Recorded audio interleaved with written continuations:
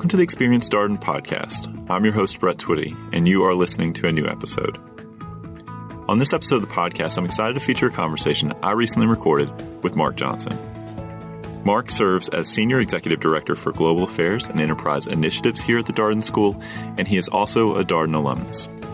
Marc and I recently sat down to talk a little bit more about the work that he does, all of the exciting global opportunities that are available to Darden students, what he feels to be the value of a Darden education, as well as some of the things he really enjoys about Charlottesville. So without further ado, here's my conversation with Marc Johnson. Marc, welcome to the podcast. Brett, thanks for having me today. All right, so tell us about you. Who are you and what do you do here at Darden? So here at Darden, I oversee all of our global initiatives and strategy, working in the Dean's office. I'm a Darden grad as well, so really excited to be able to be working at Darden and helping our students, faculty, and community kind of engage around the world. Yeah, so Darden has had an explosion of global opportunities for students and a real growing interest in getting outside the U.S., seeing business in places around the world. That must be exciting for you and your team. It really is. You know, we've seen the number of course offerings more than double, the number of students spending time kind of traveling and learning outside the U.S. more than double over the last few years. And I think what's really unique about Darden is that for most of those programs, it's students learning alongside their faculty, kind of taking that Darden community out into the world and, you know, going basically to every continent except Antarctica. We haven't gotten there yet, but just all over the globe, taking the great global learning that happens here in Charlottesville to kind of all corners of the world. So we've seen a lot of growth in this particular area recently. We ask about it in the admissions application. You know, where in the world would you want to go with Darden? And it's great to see what students say, you know, all sorts of different answers. What do you attribute the growth to? Is it something we're doing? Is it the kind of student that's coming to business school these days? Yeah, I think that, you know, most people recognize that, you know, business today really is global. And so for our students who are coming in, they recognize that an important part of the MBA is getting those global perspectives, both, again, here in Charlottesville in classes and from classmates, but also how critical it is to get out and see a different part of the world. You know, many of our students coming in have studied abroad or worked all over the world, but the MBA is a chance to really kind of go deeper and build that knowledge. And then I think as a school, we've recognized how important that is. And so we were excited to do things like secure the scholarship program that we have to enable this global learning, but also to work with the faculty every year to just create new and innovative programs that will give our students great opportunities to go out and learn. It seems like this was a big focus for Dean Beardsley when he came in, you know, sort of getting Darden, you know, further out in the world, pushing students to think about these kind of global experiences. Yeah, I think so. I think it's been a big priority under his leadership and certainly before as well, just thinking about how we can, you know, make Darden more global, but also just create more opportunities for global learning across the board. So your previous comment, sort of a natural segue to talk a little bit more about the Worldwide Scholarship that's in place now. We get many questions from prospective students about it. Do you want to talk a little bit more about that scholarship and what it covers? Yeah, so this is the Batten Foundation Worldwide Scholarship. We're really excited to receive that a couple of years ago, and it basically guarantees that every Darden student can have one of these global experiences. The scholarship covers the full fee, which basically means everything for the in-country, you know, lodging, most of their food, all the, you know, transportation, corporate, cultural visits, engagements. Students do have to still cover their airfare to get there and back, but basically once they're on the ground in country, the scholarship's covering the majority of their expenses. And it seems like there are new courses coming online. You referenced, you know, working with faculty to develop new content, new courses.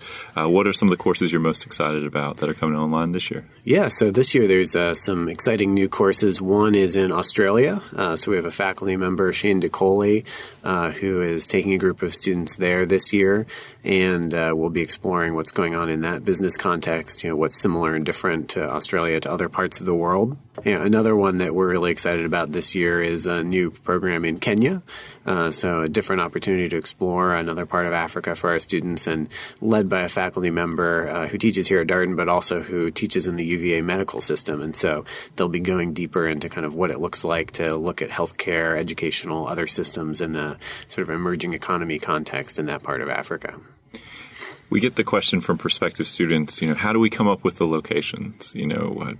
Africa seems like a popular place that we hear from prospective students about. Asia is always on the list. How do you develop, do you work, the faculty choose? Do you listen to student feedback? Is it alumni contacts? How do you come up with locations? Yeah, it's kind of a combination of those things. So we're always carefully listening to student feedback. So what they tell us in the admissions process, and then while they're here about kind of what they're interested in and what they're passionate about.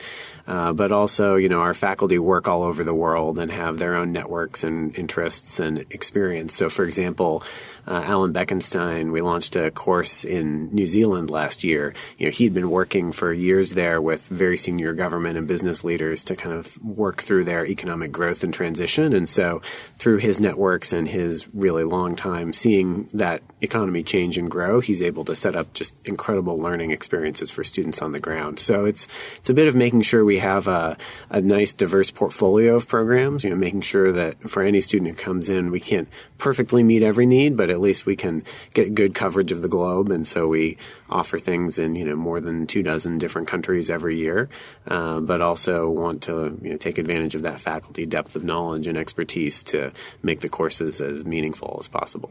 In some of these trips, Australia, New Zealand, it's quite a haul to get out there. It is, yeah. So definitely all over the world. We also have students go and spend time in Patagonia, far southern hemisphere on this side of the globe, but really all over the world, based on what students are passionate about, and also based on kind of what's happening in that part of the world that provides a unique learning opportunity. So for each of these courses, there's a theme or area of focus. For example, students go to Brazil with Professor Raj Venkatesan and talk a lot about marketing. He's a marketing professor, and just look at marketing in that context in an emerging economy. What's different about consumer markets in Brazil versus other parts of the world. So it's a nice mix of different locations, different contexts, but also just different lenses on the business challenges and things that we talk about here at Darden. Yeah, we've heard quite a few students talk about their DWC experience, Darden Worldwide Course experience here on the podcast. It seems like once people go on one of these trips, they want to go on more trips, and it doesn't even include the travel that they may do just sort of independently of a course to one of their classmates' home countries. That's something that seems to happen with some regularity. Students have talked about that. Yeah, I think we see students really taking advantage of all different kinds of global opportunity while they're here at Darden. Like you said, once they go on a worldwide course, which almost all of the class does at the end of their first year, is sort of a wrap up before they move on to their internships. Almost half the class does at least one other global academic opportunity, whether it's a worldwide course or a consulting project in their second year. But then, like you said, we also see students traveling with classmates, going on career treks to other parts of the world, exploring kind of their passions and interests in different ways. So Darden Worldwide Course is an umbrella term that sort of encompasses several different types of courses. Do you want to talk about the courses that sort of are within this category? Yeah, so it is an umbrella term, and what it really captures is the global learning that we're trying to achieve. Within that, there are what we call sort of global immersions. That's what students mostly do in the first year, and that's really about getting to a new place, understanding that context, looking at it through a particular frame of reference. And then in the second year, there's an opportunity to maybe specialize, go a little deeper through what we call global topics, and that's really kind of deeper dive into a subject on site, whether that's studying how design informs strategy in Barcelona, or looking at conservation models in community-based development in South Africa. But that's really kind of a deep dive into a topic. And then throughout the second year, students can also take part in a global consulting project, where they work with a organization in a different part of the world remotely from here at Darden on addressing a problem, and then spend time on site with the organization and then come back and kind of wrap that up. So it's an opportunity to really do a deep dive and provide some really valuable consulting and insight to those organizations. And we also have students who go and study abroad for a quarter or semester to one of the 24 different top-notch business schools in other parts of the world for people who really want to go spend a couple months living, working, studying in a different part of the globe. So it's really kind of a full range. We've got that great immersion program, again, that most people do their first year, though there's some in the second year as well, and then kind of those tailored and specialized opportunities available in the second year for students. So you're somebody that's traveled significantly in your life, career. You've gone to a number of countries. What's the current count? I think it's around 40 right now. 40? Yeah. So do you get to go on a lot of the Darden Worldwide courses? Are you around when for some of these trips? Yeah, so I've led some of them over time, and I also usually try to travel and be on the ground with at least one each year. So in the past couple of years, I've been with students in China, in Israel, in Italy, in Cuba, and I think it's a real great opportunity for me. As you said, I work around the globe for Darden, working with our alumni, working with other partners. But to be on site with students for one of the Darden Worldwide courses is a really special and unique opportunity. I always learn something. You always learn something by traveling, but the chance to really be in that educational environment again, hearing from leaders in these different countries and kind of exploring what's new and what's going on. I find that, in any Darden Worldwide course experience, there's always something unexpected, something that changes your frame of reference, something that just challenges an assumption you had. And I think that's really critical to being a global leader today. And staff have even been able to go on these trips recently. That's been a nice perk of being here as a staff member, that this has been opened to us to join on these trips, as support, but nevertheless to be with the students and the faculty and see one of these courses up close and personal. Yeah, we think it's a great kind of extension of the Darden community here in Charlottesville, right? That on each of these courses we have a faculty member and also a professional staff member. It also just provides, great in-country resources and support in that community. And then as a school, I think, as you said, giving our staff the opportunity to also broaden and develop their global horizons is something that's really important. We think about Darden as a global institution. It's not just about sending people around the world. It's also about, what we really do here in the U.S. as well. And so building those global perspectives in the faculty and staff is really important to us. No, it's a great point, because I think from a school standpoint, we want this to be a place with people from all over the globe coming here to learn and share their experience with others. Typically in a incoming first year full-time MBA class, have about a third of the students are international or so? Yeah, usually about a third of the students with kind of an international background. And then, as I said, also students who have worked, studied abroad, done different things all over the world too, that kind of bring their background and experiences into the classroom. And then our faculty, who are, many of our faculty come from around the world, but also who work and consult and do teaching in other parts of the globe. And so I think you bring that nice mix together in the classroom. And at Darden, as a Darden alum, I think you really learn so much from your classmates. And because we have that really high engagement, kind of discussion-focused classroom, who's in the room really matters. And so the opportunity to be talking about a business issue or a question and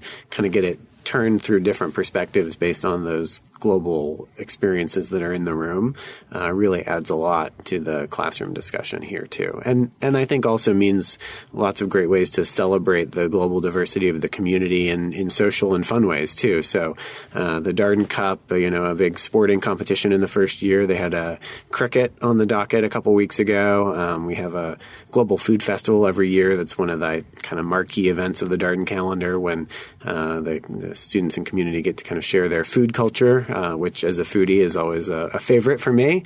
I get to sample all kinds of different things. But I think just throughout the year, we see a lot of that celebration of different cultures and backgrounds and experiences in our community, not just in the classroom, but also in that kind of social and cultural things that happen here too. I think the case method is a little surprising to students in that it's different than how they've learned previously. And I think people are always struck by how much they take away from their classmates and the people around them. And so you're used to, you think about education, your classroom experiences previously, it's the faculty member who's really giving you all the information. And obviously the structure here is a little bit different. You're obviously learning a ton from the faculty, but because of the structure of the class time and the nature of the discussions, you're learning a ton from the other people in the room.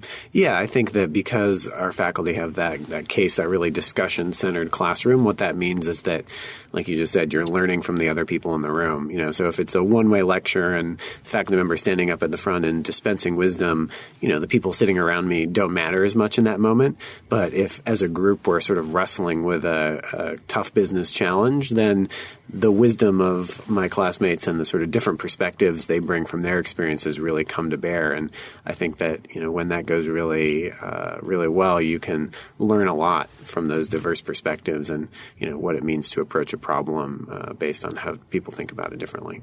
So as an alum of the school, what does it mean to you to work here and to obviously be intimately involved in shaping the future of the school, the current student experience, all that's available here? Yeah, it's a real honor to be able to work here. I think Darden is just a great institution in its mission and what it's doing.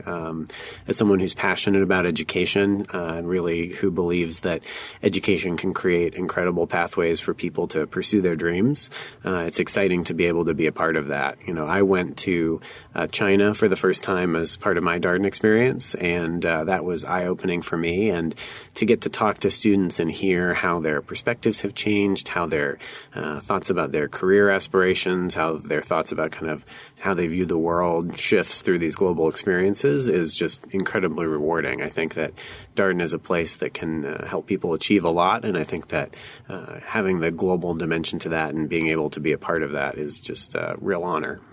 You think about the sort of mission of the school to deliver transformational learning. The global experiences are perhaps some of the best examples of that. Yeah, I think it's absolutely part of it. And again, given that all of these courses are, on site in another location with a Darden faculty member, with your classmates, it kind of takes that unique Darden Learning Lab out into the world. And I think that can create some of those transformational learnings. We hear from students how much the worldwide course experience meant to their overall Darden experience. And so that's something that we're really proud of, that it can be that important to their overall MBA education.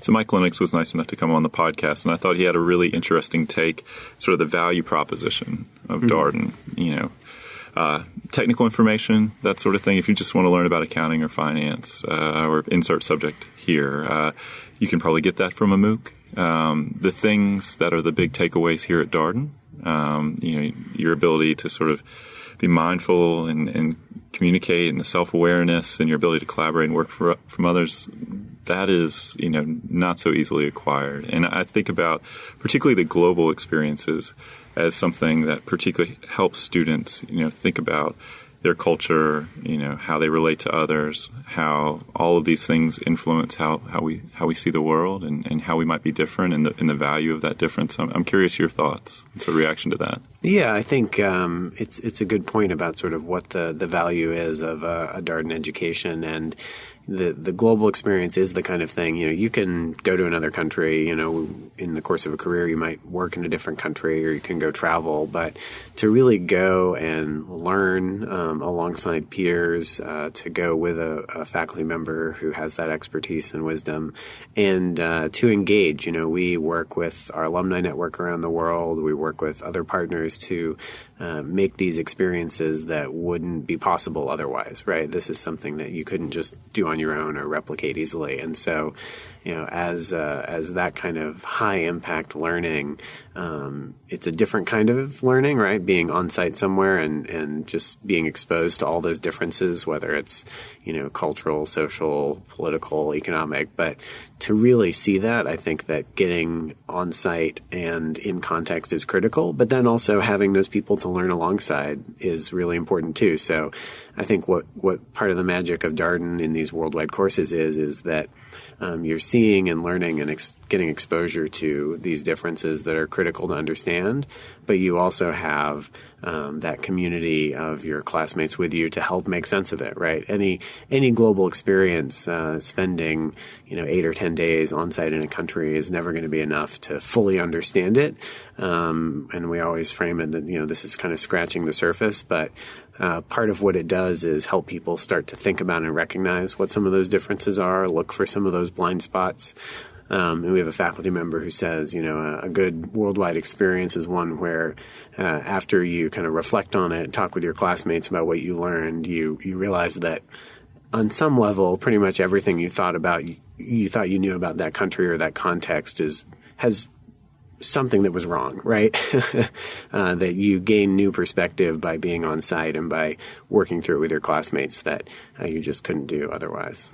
Your point about community really sort of rings true with me. Having talked with many of our executive format students about their global residency experience, they all talk about how you're removed from your everyday life, and you're outside that. You're with a group of people in a country that's maybe quite different than your own or the experiences that you've known, and that sort of separateness forces a kind of interaction and a closeness, which I think people come to really value.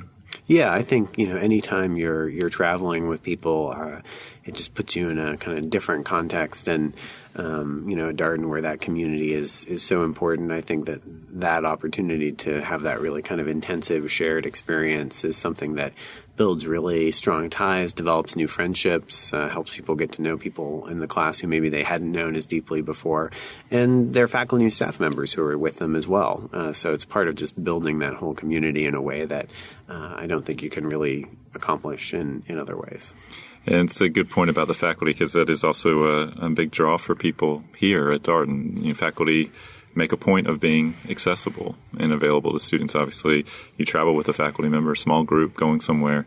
It's a great example of that kind of accessibility, and they're wanting to be around students and engaged in this kind of interaction. Yeah, I think it really is a good reflection of that Darden faculty commitment to the students and to our community, right? That we have 15, 20 faculty every year who sign up and say, yes, I want to spend, 10 days in another country with 30 Darden students. That's something that I'm excited about. I think that reflects just how committed the faculty are to both creating those kinds of learning experiences. It's a big chunk out of their calendar and time, but also to really getting to know students and kind of building those personal connections as well. I think you're right. The faculty commitment here is something that reflects that kind of overall culture of the school. So this may be a bit like asking you to pick a favorite child or something like that. But I'm curious, if you had to pick a Darden Worldwide course right now, where would you want to go? Which trip would catch your eye? Oh, yeah, that is really a tough question because there are so many great choices.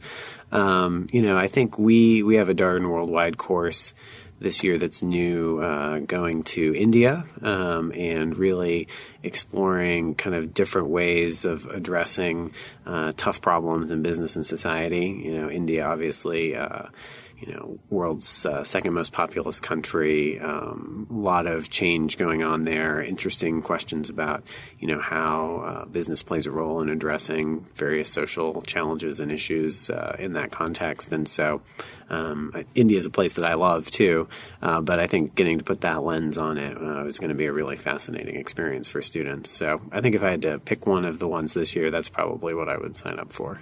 And we've talked about some of your experiences in India. I'm always struck by what an adventurous eater you are on some of these trips. My philosophy is generally if I can eat it in Charlottesville, I probably shouldn't be eating it in that other part of the world. So I do try to sample new things. I'll try most things, not anything. I'll try most things once. And I just think that food culture is such an important part of understanding culture as well, both the food itself and what it says about society and where you are, but just the kind of social rituals that go around it. And so, yeah, one of my favorite things when traveling is to get to experience the food culture, especially, with, people from there and in a really kind of authentic way. So, yeah, I try to be game to try different things, but I also think it's one of the best ways you can learn about a place. So what would be your why Darden pitch to a prospective student? We get asked a lot as admissions professionals, what's the value of this experience, or, why pick this school? I'm curious your thoughts on that particular question. Yeah, I think and on the why Darden perspective, I guess I'd reflect a bit, not just on the work I do at the school here, but my own Darden experience to pull on that. And I think in terms of why Darden, it really is about the opportunity to change the way that you think, to kind of build some new frames of reference that will be valuable over the course of a career. So I've been out of Darden for a while, but I find myself going back to and drawing on the lessons of the Darden experience, and also drawing on my classmates and my faculty. I think that my learning team, we get together at least once a year and just kind of catch up with what everybody's doing, and my broader class as well. So I think that, what's really unique about Darden compared to other exceptional educations is just that true depth of community, and also the learning here is so powerful that I think it really sticks with you, and that there are things that you learn, that you may not practice every day in your job right out of Darden, or even over the first 5 or 10 years out of Darden, but that really kind of stay with you and come to bear as you work throughout a career. So,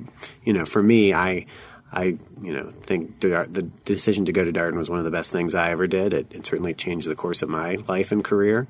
And I think that even today I go back to that a lot to help me in what I'm currently doing. So you're someone that has very much a front row seat and is intimately involved with sort of the direction of the school, things that are happening here. I'm wondering about what's exciting to you about where things are going. Obviously, Dean Beardsley has a strong vision for the school and passionate about a number of different things. He talks a lot about accessibility, obviously continuing to build the global brand of the school. The world-class educational experience, that being a priority too, amongst others. I'm curious what's exciting to you about where things are going.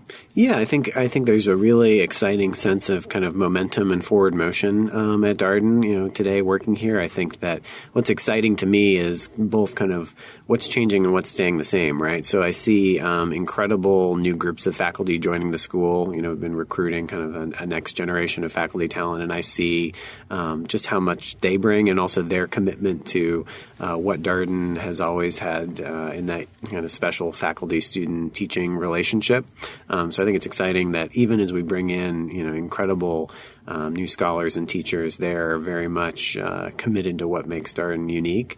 And also that, kind of doubling down on what makes Darden special in that education experience, and finding ways to extend and build on that. So whether it's through these new global experiences over the last few years, or through innovation in, the different kinds of experiences and learning opportunities that we provide, just a sense that, there's real excitement amongst the team here, the community here for the future, and but all of that kind of in the context of staying true to really what makes Darden unique and special. So I think, if anything, it's just to feel like the school is building on some core strengths, but also really looking to the future and thinking about what's next, what do our students need, how do we keep that transformational education experience at the kind of forefront is exciting to see.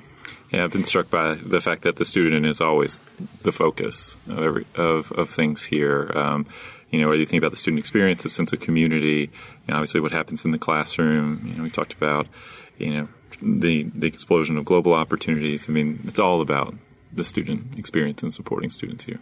Yeah, I think there's just an incredible passion on the part of the faculty, the professional staff for that student experience, and that carries through to, I'd say, the alumni experience, but just, the focus on the kind of individual learner and what Darden is here to do, and providing that transformational experience kind of puts that front and center in how we think about what the school does. So, less serious question. Many of our prospective students may not know much about Charlottesville. Yeah. You're a foodie, and one of the highlights, we say this many times, many different ways, is the food scene here. What would you share with some of our listeners who haven't had the opportunity to visit Charlottesville about this location, maybe a little bit about the food scene? Yeah, so Charlottesville, I really enjoy exploring kind of the food scene here. As you said, a bit of a foodie. I think that what's great for a town kind of its size, the quality and diversity of food here. There's a lot of great kind of mix of things. So great, kind of farm to table, a lot of local fresh ingredients, drawing on kind of the more rural counties outside and around Charlottesville. So lots of things coming in kind of through partnerships with local farmers and agriculture, but also then just incredible diversity. I love some of the, sort of different regional cuisines you can find here, some great Italian food, but also, incredible different Asian food, and to me, it's also kind of ever changing, right? There's some Charlottesville restaurants that have been around for a while and continue to do great things, but then there's also new places that open up every year. And, whether it's, going to a really nice kind of high-end, place for a special occasion, or just going down on a Saturday morning to the farmer's market and kind of seeing what's going on with the food stalls there, you've got this great range of food options and choices, and it's kind of always evolving and changing.